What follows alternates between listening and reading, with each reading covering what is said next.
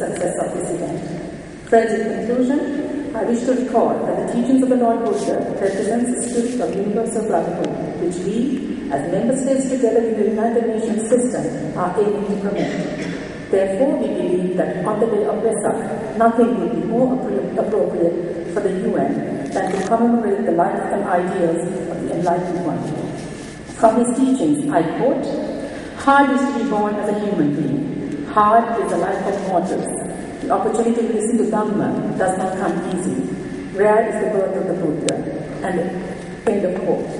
This evening, we have provided an opportunity for being acquainted with the teachings of the Buddha, a time when humanity has become senseless. Let the words of the two erudite venerables be a cooling shower to pacify our burning minds. I hope that this event brings you peace and solace to your families. Thank you.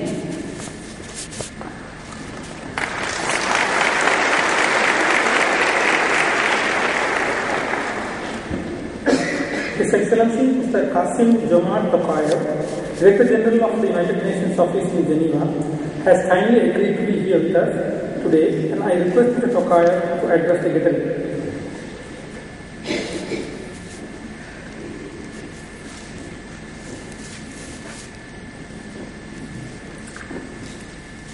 Dear friends, Minister Amaravira, Ambassador Sanyavirane, Excellencies, ladies and gentlemen, it's a huge pleasure to be with you to commemorate the day of Vesak, which marks the birth, enlightenment, and passing of the Buddha.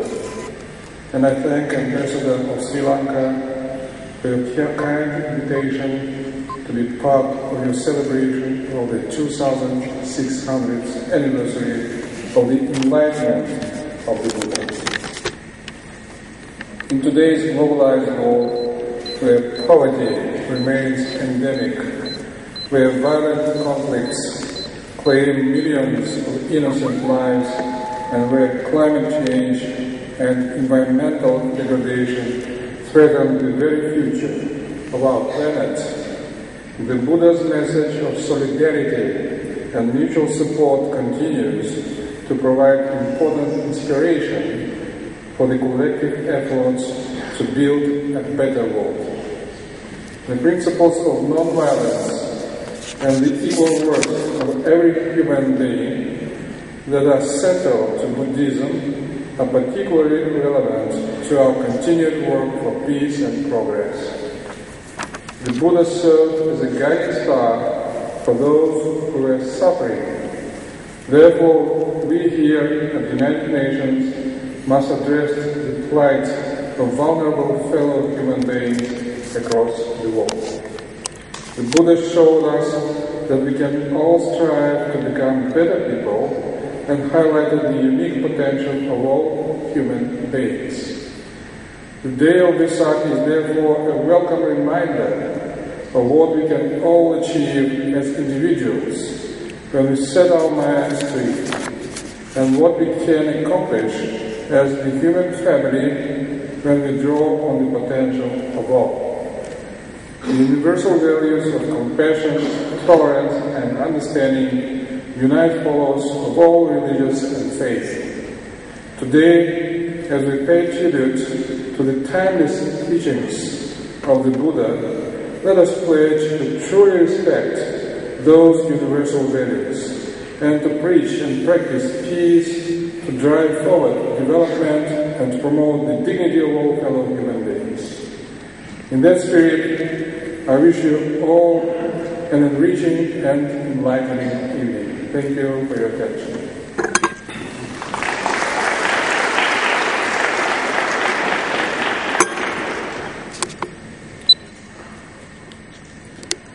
It's our privilege to have today with us Venerable Olande Ananda. When Ananda visited Sri Lanka in 1975 as a layman and was ordained in September 1975, he is in charge of the Pagoda Mediation Center in Sri Lanka.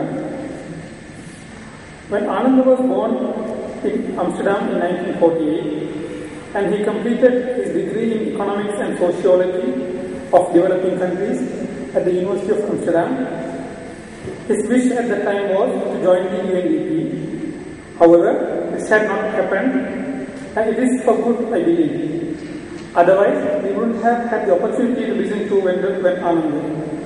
May I request Venerable Ananda to now speak to the gathering, to be followed by an interactive session.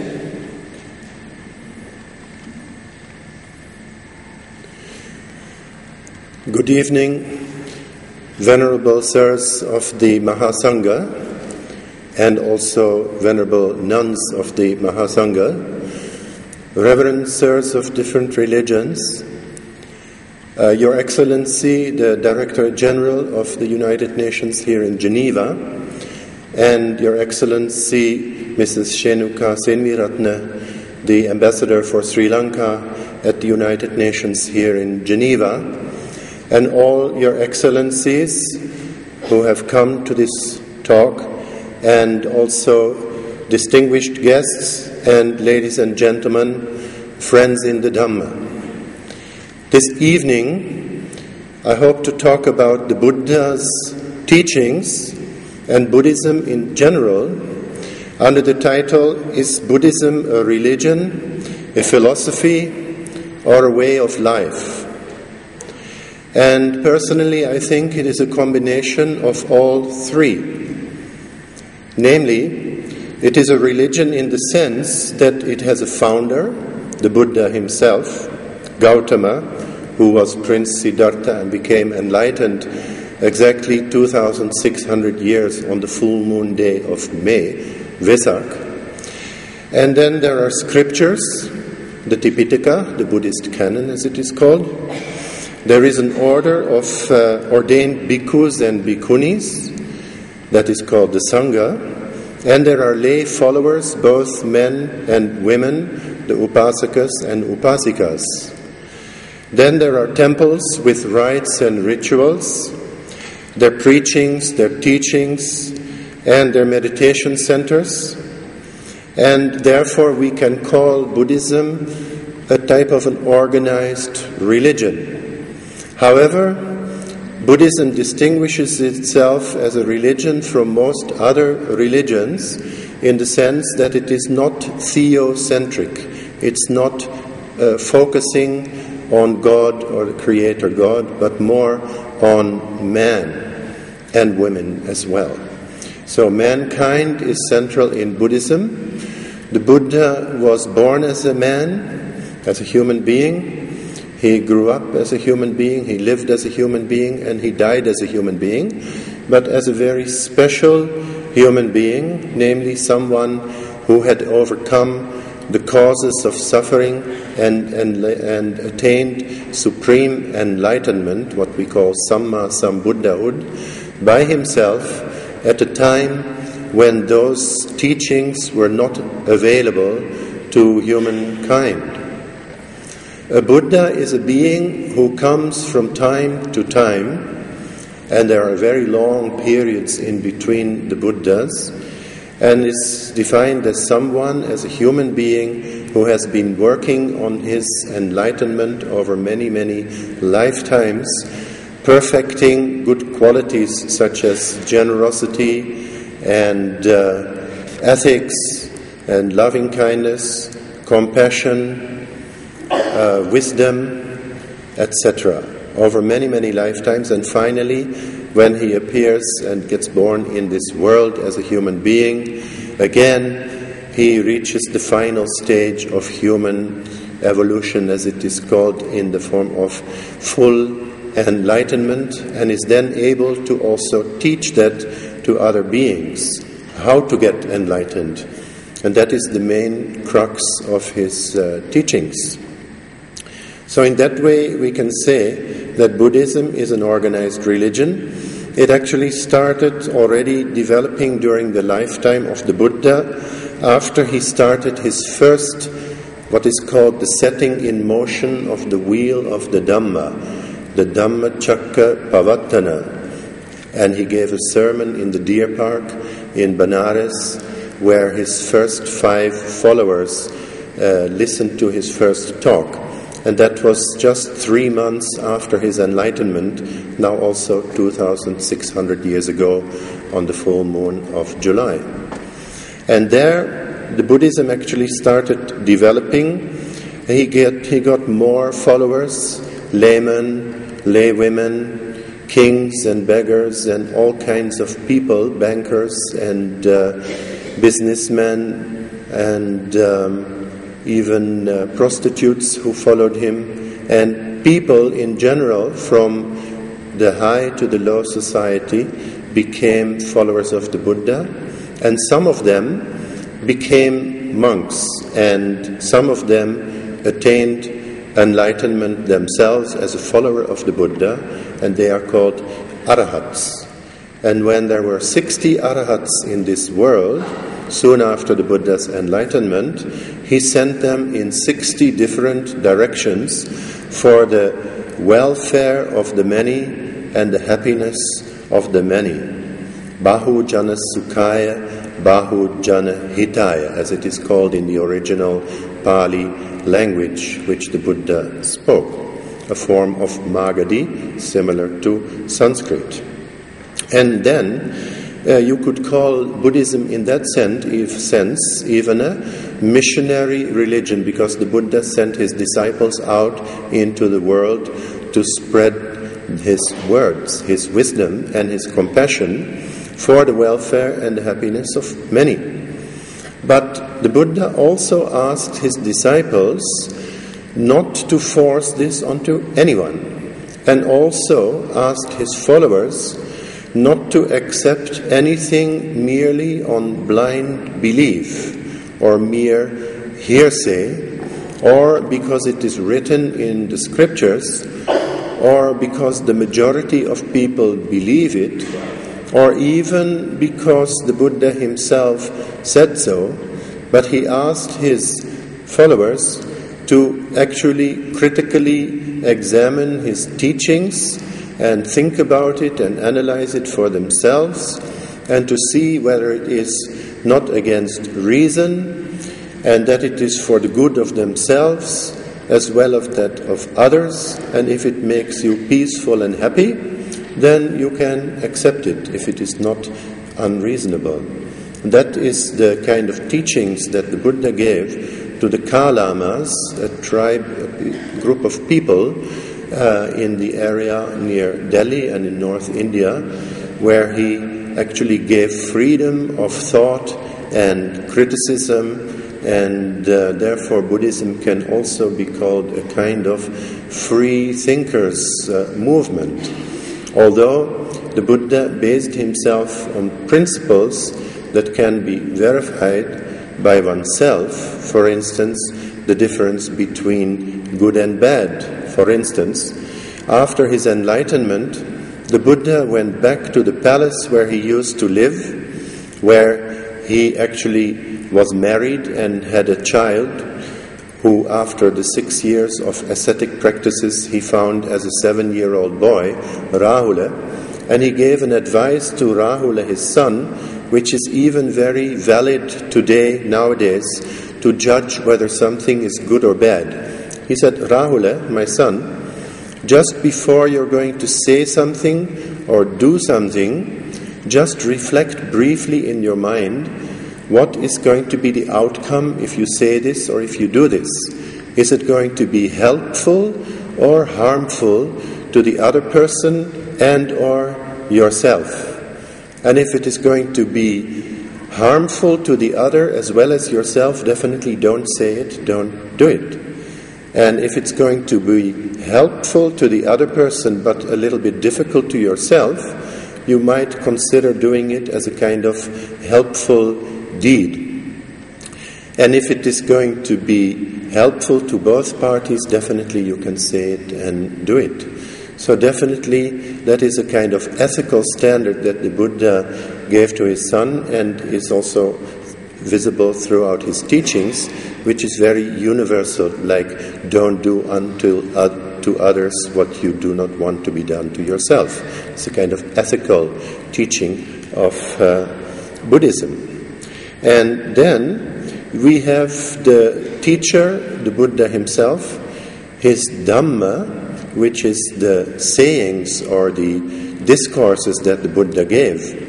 And as you may know, the Buddha attained his enlightenment at the age of 35, and he lived up to the ripe age of 80. So he was teaching for 45 years throughout the length and breadth of mostly northern India. And all of his teachings have been listened to by his disciples, especially my namesake, or I'm rather his namesake, Ananda. He was the treasurer of the Dhamma. He had listened to all the Buddha's talks, and he had a very good memory. And after the Buddha's passing away at the age of 80, they had the first Buddhist council where 500 holy monks, they're called arahats, gathered in Rajgir in a huge cave, and they decided, well, this is the teaching of the Buddha as it is, and that was according to the memory of Ananda and all his disciples, the Buddha's disciples.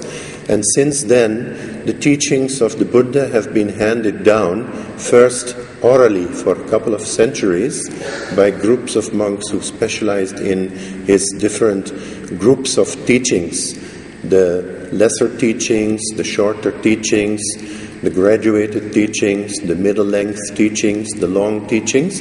They were all classified and then handed down. And it is said that later on in Sri Lanka, at Aluvihara, north of Kandy, the whole Tripitaka, or the three baskets, or the books of Buddhism, were written down on palm leaves, and that was the first written Buddhist texts. Although scholars have found out that there are ancient texts from Afghanistan which are as old, if not older, than the texts from Sri Lanka, which had the Buddha's teachings already inscribed on gold leaf. So Buddhism was written down about 2,100 years ago. And then Buddhism started spreading wide and far and wide, especially when the Emperor Ashoka in India, or in that Bharata, great country, became a follower of the Buddha himself. And he built 84,000 stupas, monuments, and also many, many monasteries throughout his very vast kingdom. And therefore, Buddhism really spread in India, and the majority of the people in those days apparently followed the Buddha's teachings. Then it went to other countries like Sri Lanka and Thailand, Burma, also to Nepal, and it spread also to places which is nowadays called Bangladesh, but that was part of India, Bengal, and to Malaysia and Indonesia, then via Vietnam into China and Tibet, and also to Korea and Japan. That was already in the 1st century AD. Then the 5th century, there was another wave where Buddhism went into China, 7th century into Tibet, and then from China into Korea and Japan. So it was really spreading all over Asia, and only relatively recently Buddhism has spread to what we call the West, including Australia and New Zealand, but also Europe and the United States, and even South America. And that is a very recent development. There have been some scholars in the 18th, 19th century, and very few people actually knew what Buddhism was about. But since around the 1930s and 50s, and especially since the 1970s, Buddhism has found a very ready audience in the so-called Western countries who were ready for teachings of the Buddha to get peace of mind and happiness within oneself in a turbulent world where one can actually do something with one's own mind to achieve a state of calmness and happiness within, and also facing the world and its problems with equanimity. Now, the Shakespearean teachings of facing the world, like in the soliloquy of Hamlet, where Hamlet says, to be or not to be, that is the question, and to face the vicissitudes of life and the ups and downs of life with, or fighting them, and by opposing them, he thought that you could overcome your suffering by escaping from the world, maybe even through killing oneself, to die. Perchance to dream, he also added. That is a kind of reference to rebirth in Shakespeare. But anyhow, the way of Buddha's facing the world and the vicissitudes of life, what is called the 8 worldly Dhammas, gain and loss, happiness and unhappiness, praise and blame and things like that, every human being goes through. Most people will react with likes and dislikes to the pleasant and the unpleasant things. They love to gain and they don't like to lose. They like to be happy and they hate to be unhappy. And they don't want to be blamed, but they are happy to be praised. But the Buddha said these kind of things we should face with some kind of equanimity, not with indifference, that it doesn't matter, but with equanimity, which is a very positive quality in the great qualities of mind that the Buddha taught and showed us in his own personal example, such as universal loving kindness, what we call metta, that is friendliness to all beings, karuna, the compassion for suffering beings, and put that into action, then sympathetic joy, to be happy with the happiness and welfare of others. That is a rare quality. Most people get jealous when other people are doing well, but this is the opposite of jealousy and can be developed as a positive quality to be happy with the progress and the happiness of others. And then equanimity, what we call upekkha.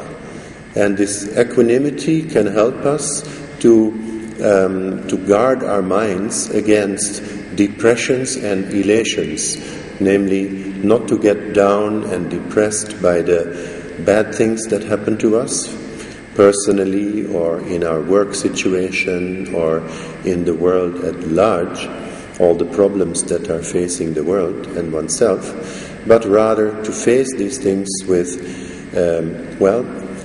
patience and with mindfulness, with understanding and with equanimity.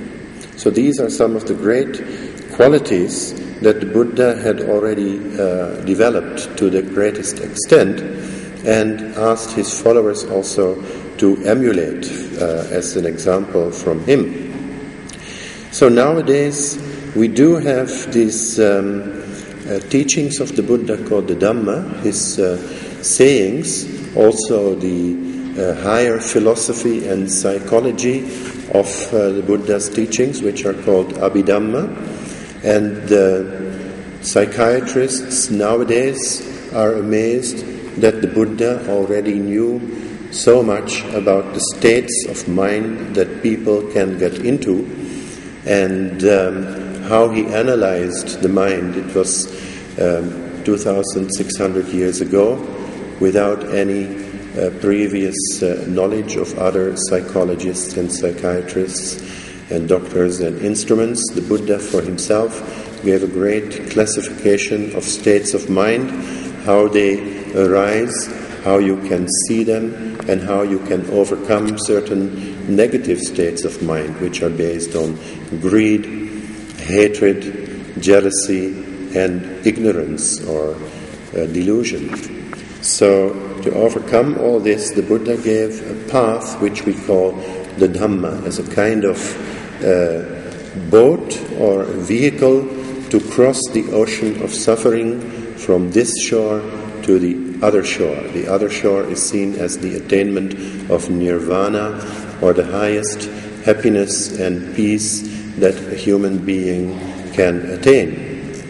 And this nirvana is not some kind of heaven or a place that we go to after death, but it is a realization of a state of mind that can be attained already in this lifetime, such as the Buddha himself showed by his own example at the age of 35. He attained the bliss of nirvana and the peace of nirvana, but he lived quite actively for another 45 years, going all over that vast area along the banks of the Ganges in the northern part of India especially, and meeting thousands and 10,000s of people and helping them to overcome their suffering.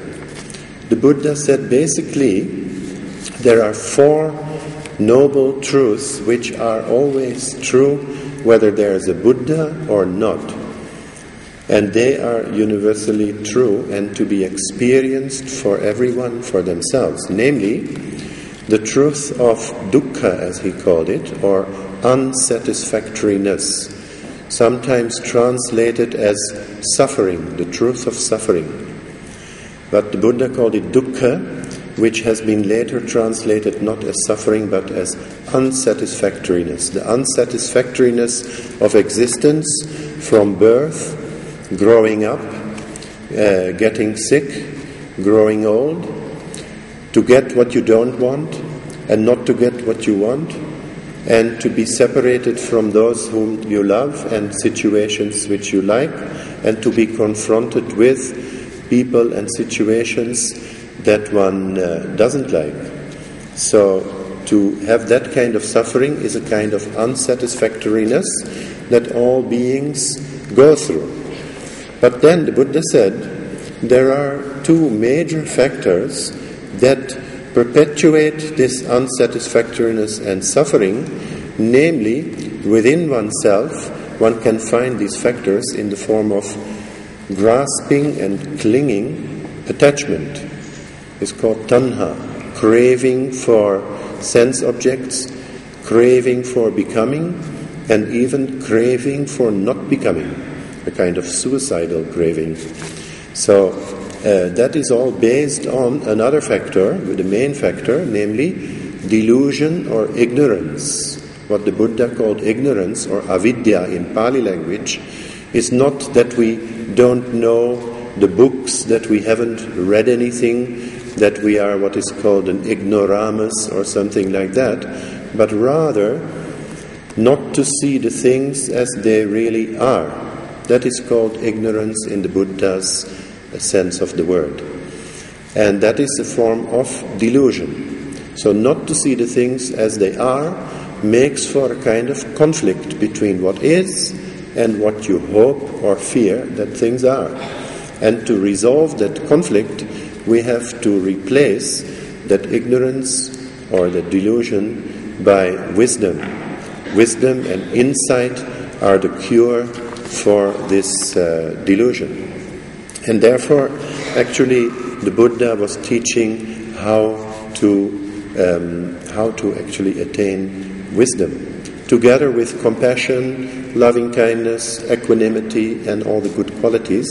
But the wisdom is something that the Buddha really taught as the culmination of all our efforts, not as a kind of accumulation of knowledge and facts and figures and pass an exam and then you have your wisdom certificate, but rather as a way of overcoming our delusion.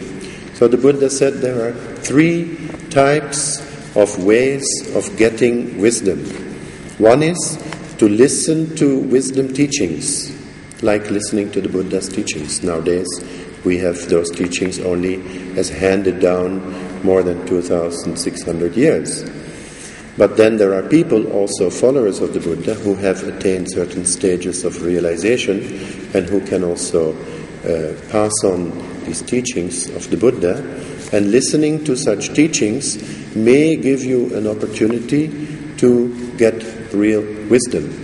But usually what happens with those ways of teaching is that it goes in one ear and out the other.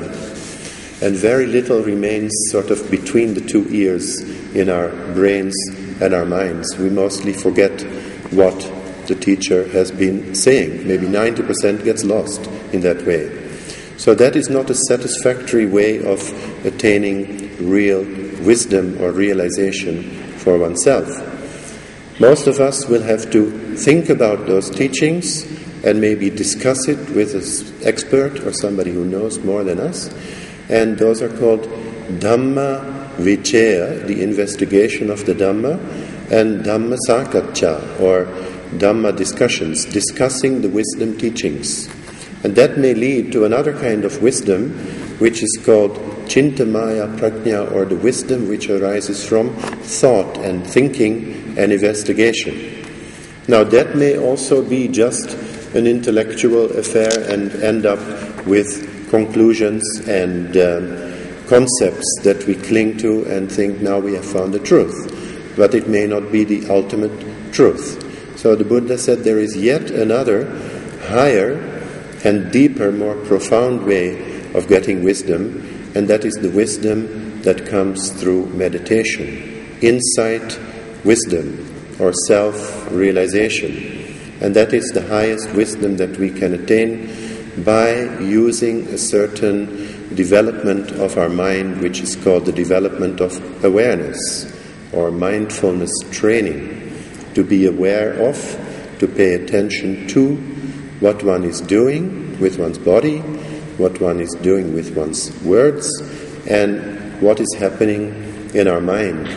To be aware of body, feelings, mind, and the characteristics of mind, as the Buddha put it. If one pays attention to all these things, and we don't really have to go far to get knowledge or wisdom out of that.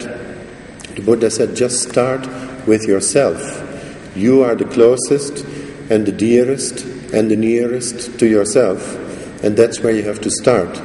We don't have to analyze the universe and the stars and the moon and the deep oceans and the subatomic particles to get to that wisdom. That's a different kind of field of science altogether.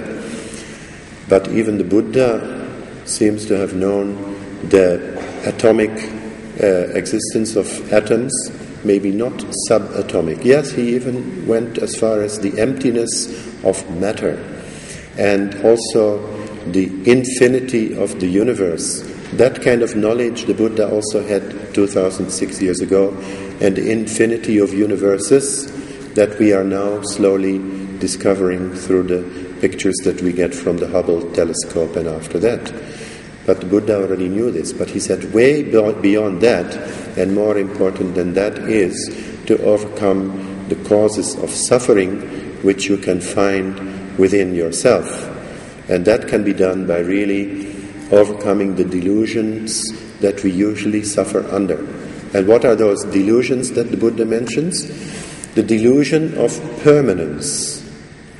Now, of course, we have these permanent missions to the United Nations. Sorry, but there is no such thing as real permanence in the world. You see, but it's relatively permanent, let's put it that way. And the Buddha said all things are actually impermanent. All conditioned things are impermanent, and that's the truth. But we hope that they are more permanent than they really are. Like James Bond said, diamonds are forever, isn't it? But if you really look at a diamond under an electronic microscope, you would see that there's a lot of space between the little particles within the diamond. If you go deeper and deeper in the subatomic level, you find that there's only energy, no matter. So the truth of the matter is that there's no matter. It's just energy. So here we have what the Buddha has called the different levels of reality. One is called the relative reality with which we have to deal in daily life, and therefore we can easily call it permanent mission to the United Nations without any problem. as long as we have the real understanding of it, and then to see the deeper meaning that actually everything conditioned is bound to change and is therefore impermanent. And also we are suffering under delusion of happiness, so-called happiness. What we think is happiness, and of course the song "Happiness is different things to different people" shows that happiness means different things to different people. But the Buddha said there are two types mainly of happiness. He mentioned four, but let us say the main two types of happiness. One is called worldly happiness. The happiness that we derive from seeing beautiful things, hearing beautiful sounds, smelling nice smells, and having good food, nice touch sensations, and beautiful thoughts. So all our senses are satisfied, and that is what we call happiness. But the Buddha said, look, this is just worldly happiness. There's another kind of happiness which is not dependent on your senses and objects of your senses, but which is basically to be found within yourself, within your mind. It's an independent, unconditioned kind of happiness that transcends all human understanding. And therefore that is the kind of happiness which he found in what is called the Attainment of Nirvana, which is a kind of birthless, deathless, unconditioned state, sometimes seen as the highest happiness, the deepest peace, and the greatest security that we can find within ourselves and within this world. You can't find it in the outer world, but it can be found within yourself. So the Buddha said all these four noble truths are actually to be found within yourself. The truth of suffering or unsatisfactoriness, the causes of this unsatisfactoriness, the greed, attachment, craving, plus the ignorance. And then the end of this suffering also can be found within yourself, and that is called the third noble truth of Buddha's four noble truths. And so you don't really have to go anywhere to find that. The Buddha said it is basically already within yourself, this unconditioned state. You cannot find it outside of yourself. It's a bit similar to the saying, heaven is within you, in the other religions.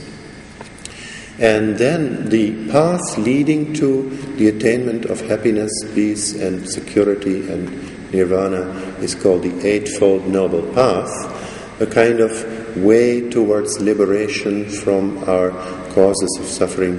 And the Buddha showed us the path of ethics, mental development, which we could call meditation, and wisdom. So the ethics we talked about in the beginning, when the Buddha said to his son, just to consider what to say and what not to say, like before you say and do something, consider whether it's helpful or harmful to the other person and yourself. And within 1 second, just take a deep breath and you will know what it is like, and then you can avoid getting into trouble. And you don't have to say to the other, oh sorry, I didn't mean to say it, I didn't mean to do this, but then the harm has already been done. May be very good sometimes for the leaders in the world to take a good breath and think twice before they act. So that is one of the advices of the Buddha, not to do harm and to try to overcome the causes of suffering within oneself.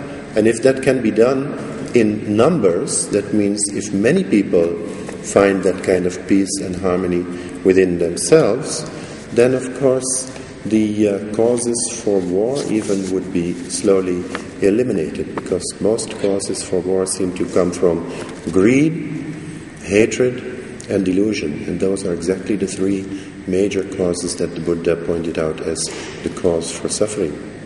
Greed for, money, wealth, power, oil, territory, position, etc. And then the hatred towards those and people and things that we don't know. So actually in Buddhism we find that kings and bankers and well-wishers supported the Buddha in constructing a number of monasteries, temples, where the monks could stay for the rainy season. in Sri Lanka as well as in India, you find, and in many other Asian countries, you find monsoons where the rains come down. And during that time, the monks were supposed to stay in monasteries, and that's how the big monasteries and smaller monasteries were constructed during the time of the Buddha, and offered sometimes by the kings of those days and wealthy people like Anathapindika, a kind of a banker in those days. And then what happened is, after the Buddha had attained his enlightenment, his former wife and also his foster mother, because his own mother had passed away 7 days after his own birth, and a retinue of 500 ladies from the Sakyan court came to see the Buddha and asked him for ordination. Women's ordination was not known in those days, and the Buddha was the first one to give ordination to women, although we should add reluctantly.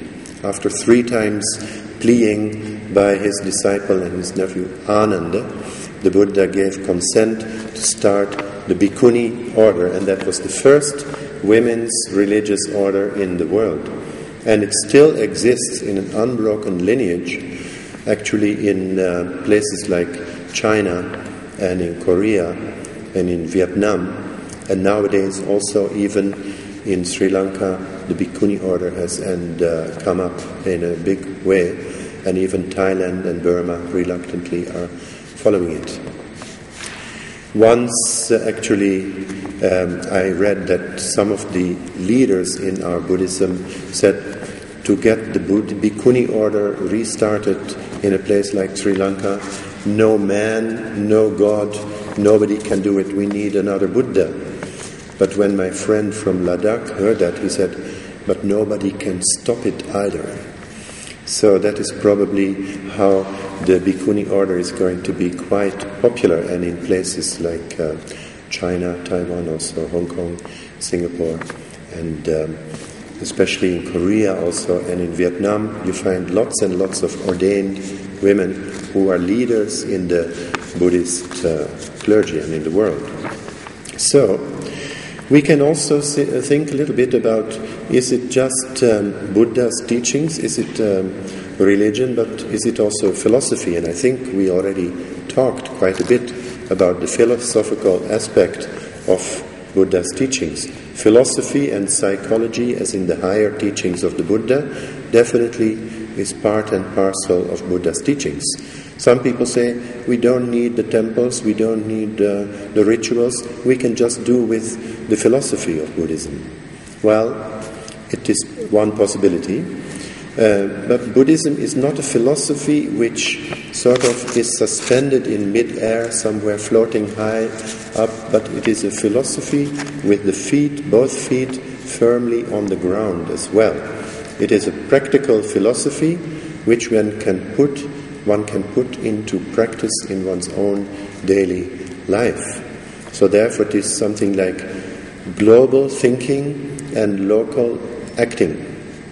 Like Gandhi used to advise us, think globally and act locally. It's a very Buddhist kind of advice also.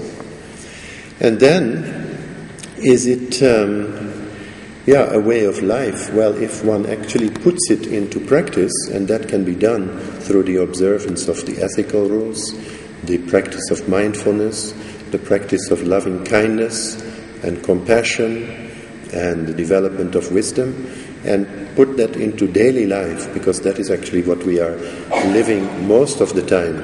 It's not a scholarly exercise or living in an ivory tower, but from morning to night, facing the problems of one's life, hopefully with patience and with generosity and with loving kindness and compassion combined with wisdom. And if we have all those factors together, then I suppose nothing much can go wrong.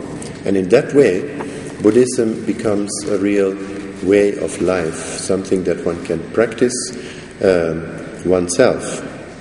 The Buddha actually briefly, it's a very vast subject, but he was speaking about 5 kinds of laws of cause and effect. One he calls the law of the seed, the bijaniyana, the seed that we inherit from our parents and our forefathers.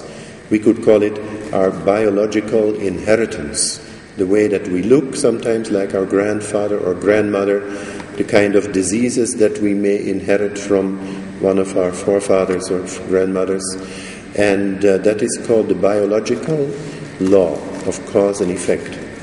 Another law that the Buddha mentioned is the law of the environment in which we live. Not only the physical environment, like the climate, whether you live in a cold climate or in a hot climate, dry or wet, but also the economic climate, the social climate, even the political climate in which we grow up has a large influence on our lives.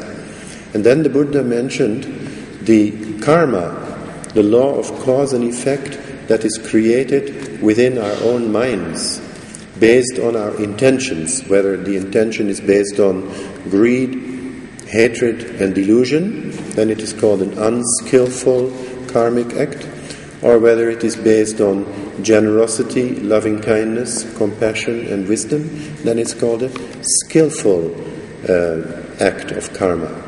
And we are the creators of our own karma, and we are also the recipients of the results of our own karma. But according to Buddhism, this karma, law of karma, doesn't work only in this particular life, from birth to death, but also it works from life to life. Buddha was teaching also the continuation of life in the form of rebirth. The physical body comes to an end, it is born and it dies, but what we call the stream of consciousness, or the person, the mind of the person, continues and seeks another rebirth as long as the causes for rebirth have not been overcome. As long as one has not attained nirvana, there will be rebirth, according to the Buddha. And those karmic formations, the law of cause and effect in the ethical sphere, they also go back many, many lifetimes. But of course, most of us cannot remember even what we had for breakfast on the 13th of October last year, let alone that we remember what we did in our previous lives. But nowadays, through hypnotic regression, and the Buddha said, through the practice of deep meditation and getting your mind concentrated to deep, deep levels, you may be able to recall your previous lives.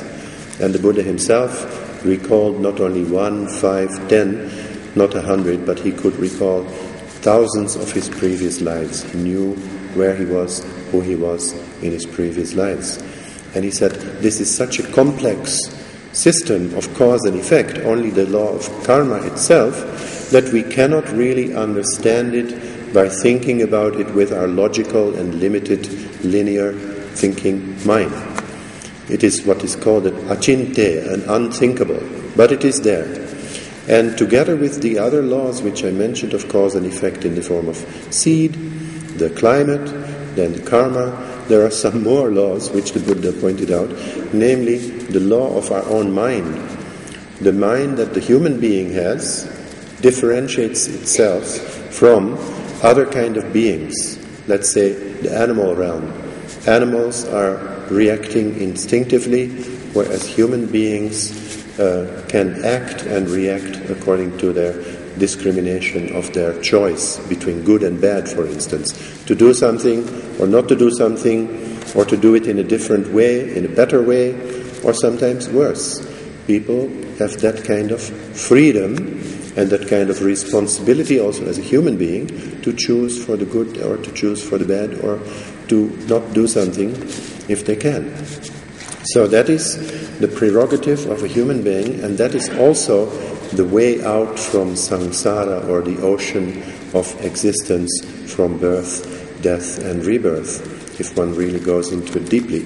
But there's not enough time to go into it too deeply now, because we're almost coming to our interactive session, that means question and answer period. I just want to mention one more law of the 5 laws. I've just mentioned 4. The 5th one is the law of the nature, Dhamma niyama. The law of nature being the influences of nature itself, of the planets, for instance, the sun and the moon and the other planets. Like astrology teaches that it does matter under what kind of constellation you were born, and that more or less determines partly the probability of your life and which way it is going. Then, of course, all the other factors, also your own karma and your own efforts and your education and the influence of your peer groups and all that also determines. But it is a whole complex. So the Buddha's teachings are not that easy, but if you sum it up in the teachings of ethics, mental development and wisdom as a form of a way of liberation from our suffering, then we can say Buddha's teachings are practical and can be realized in this lifetime by ourselves. Then it becomes really a way of life based on the Buddha's teachings. So therefore, listening to the teachings of the Buddha and thinking about it, and then maybe in a little while in an interactive session of questions and answers in which you are requested to put any question that you have. You can ask anything, but I cannot guarantee an answer to every question. That is my problem. It makes me more vulnerable than venerable, I would say. But anyway, you're invited to ask questions, and if you have any point that you would like to explain a little further, please don't hesitate to do so. Thank you.